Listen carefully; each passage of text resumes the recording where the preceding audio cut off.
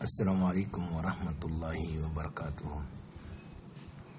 الحمد لله رب العالمين، والصلاة والسلام على رسول الله وعلى آله وصحبه أجمعين وبعد. Alhamdulillah, toute la louange revient à Allah subhanahu wa ta'ala, Seigneur de l'univers. Que la paix et la baraka d'Allah soient sur son noble messager Mohammed sallallahu alayhi wa sallam, sur sa famille et sur ses valeureux compagnons. Alhamdulillah, il y a un frère qui m'a posé la question de lui donner la définition de la purification de l'âme. Qu'est-ce que les savants disent de la purification de l'âme? La définition de la purification de l'âme chez les savants. Et ensuite, est-ce qu'il y a un livre qui parle de la purification de l'âme? Alhamdulillah, nous avons jugé bon de faire une assise pour répondre à la question du frère. Que signifie la purification de l'âme, qu'on appelle en arabe tazkiyatun nafs? Et quelle est la purification de l'âme chez les savants? Dans cette assise, nous allons répondre brièvement à la question du frère. أولا معنى تزكية النفس عند العلماء. تزكية النفس عند أهل العلم تعني تطهيرها من الشرك والذنوب والأخلاق الرديئة وتنميتها بالإيمان والطاعة والأخلاق الفاضلة. لقول الله سبحانه وتعالى قد أفلح من زكاها وقد خاب من دساها. سورة الشمس. قال إمام ابن كثير رحمه الله أي طهر نفسه من الدنس ونماها بطاعة الله. قال الإمام السعدي رحمه الله تزكية النفس تكون بتكميلها بالعلم النافع والعمل الصالح وتطهيرها من الرذائل. Alhamdulillah, les savants, la définition de la purification de l'âme, la purification de l'âme chez les savants signifie la débarrasser du polythéisme, des péchés et des mauvais caractères, puisse la développer par la foi et par l'obéissance à Allah subhanahu wa ta'ala avec les nobles qualités que l'islam nous recommande d'être avec ces nobles qualités. Car Allah subhanahu wa ta'ala nous a dit, Allah le Très-Haut dans le Coran, dans Suratu 91, ayat 9, Allah a dit, accepte reçu celui qui purifie, celui qui la purifie, c'est-à-dire purifie son âme. C'est-à-dire, a reçu certes celui qui l'a purifié, mais celui qui suit son âme a perdu. Dans Surat al-Shams. Dans l'explication, dans le tafsir de ces ayats, Imam Ibn Kathir explique que c'est-à-dire celui qui purifie son âme des souillures et la fait croître par l'obéissance à Allah subhanahu wa ta'ala. Imam Sa'adi nous dit dans son tafsir que ça veut dire la purification consiste à la parfaire par la science utile et les bonnes œuvres et à la nettoyer des vices, des mauvais comportements, avec des mauvaises pensées, avec des mauvaises choses. Alors ici, le grand savant du tafsir nous dit le sens de la parole d'Allah Kad aflaha man zakaha, que Allah subhanahu wa ta'ala nous dit Kad aflaha man zakaha, que donc ça dédie à cette reçu celui qui purifie son âme. Que comprend la purification de l'âme? La purification de l'âme comprend 4 choses. prend en compte 4 choses que l'on devait savoir. La première chose d'abord, la purification dans la croyance. Il faut que ta croyance soit purifiée en la débarrassant du polythéisme et des innovations. Celui toujours, sa croyance est souillée par les polythéismes et les innovations, toujours son âme n'est pas encore purifiée. Parce que les innovations vont souiller son âme avec la passion, avec la passion pour ces innovations-là. Celui toujours, son âme n'est pas purifiée du shirk, sera souillé par des shirks, par des actes occultes, par des actes répréhensibles qui souillent l'âme et qui exposent l'auteur à un châtiment douloureux qui te fait sortir de l'islam. Donc la purification comprend d'abord, première chose, la croyance. Il faut que ta croyance soit purifiée. Et la croyance aussi est purifiée en se débarrassant du polythéisme, du shirk, toute forme de shirk, que ce soit akbar ou asghar. Et encore des innovations. Deuxième chose que comprend la purification morale.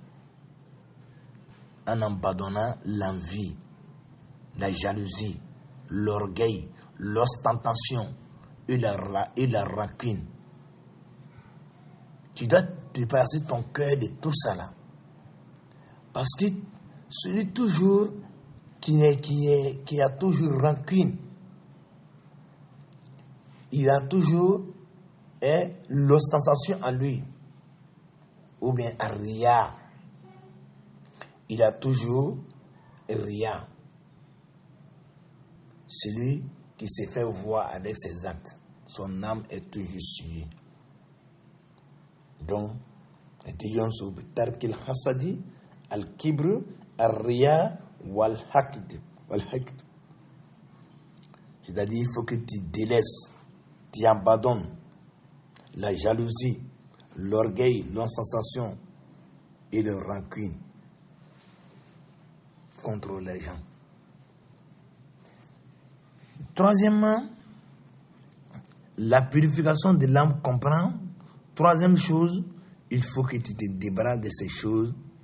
Tazkiyatu min jihatil a'mal bil muhafazati ala solati as-siyami adh-dhikri tilawatil Qur'an. La troisième chose dont la purification de l'âme comprend, c'est la purification par les actes. Il faut que tu purifies ton âme par les actes que tu poses. Et ces actions-là purifient l'âme de l'être humain. Ces actes-là purifient l'âme du musulman. Et quoi? En préservant la prière. Préserve ta prière. La prière préserve l'âme et ça purifie l'âme aussi. Le jeûne purifie l'âme, qui donne la piété à l'âme. Parce que voilà pourquoi Allah a dit la'allakum tattaqun. Si vous jeûnez, et vous serez parmi les pieux. Donc le jeûne purifie l'âme. Et le rappel d'Allah, qui est le zikr purifie l'âme. Celui qui fait assidûment ses askar au sabah ou al-masa et ses zikrs qui sont liés à certaines choses, en rentrant dans la mosquée, en sortant, en rentrant dans la maison, en portant son habit, en partant dans les toilettes, en sortant, en rentrant, etc. Tous ces zikrs-là, celui qui est assidu à ça purifie son âme. Et encore, la lecture du Coran, la lecture de la parole d'Allah purifie l'âme. Parce que le Coran, quand tu le lis, c'est comme il est en train de t'exhorter à faire du bien et encore en train de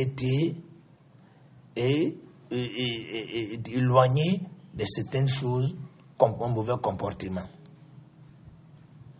Donc voici, troisième chose qui comprend la purification de l'âme.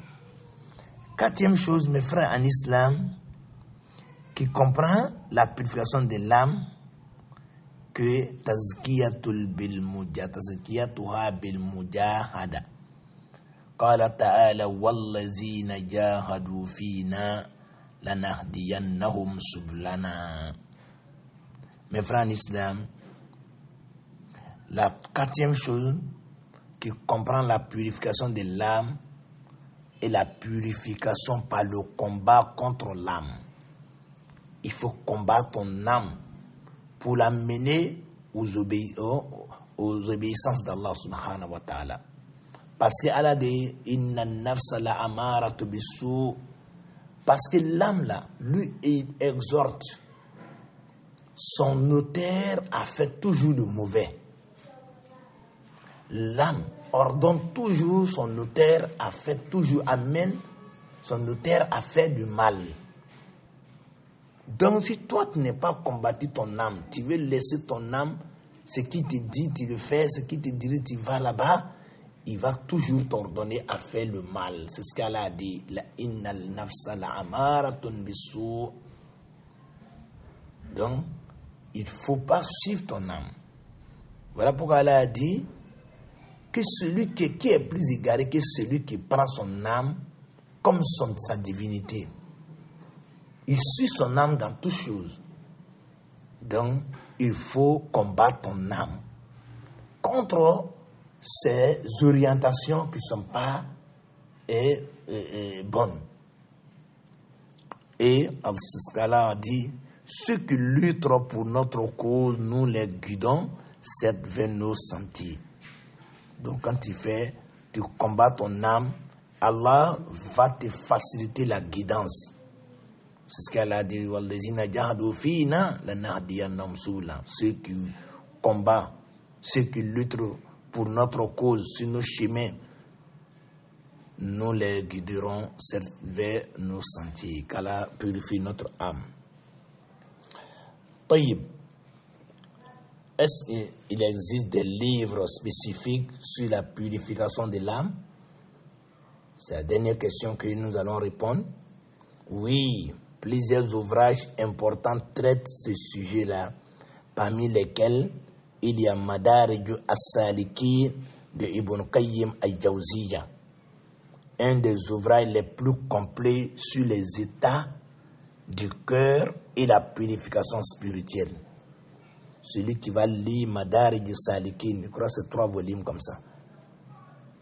Et encore, il y a d'autres livres encore qui est un livre de Cheikh Ibn Qayyim al-Jawziyya, un livre aussi qui est très bien aussi, qu'on appelle Ighathatul Lahfan. Ighathatul Lahfan min Masa'idi Shaitan de Ibn Qayyim al-Jawziyya.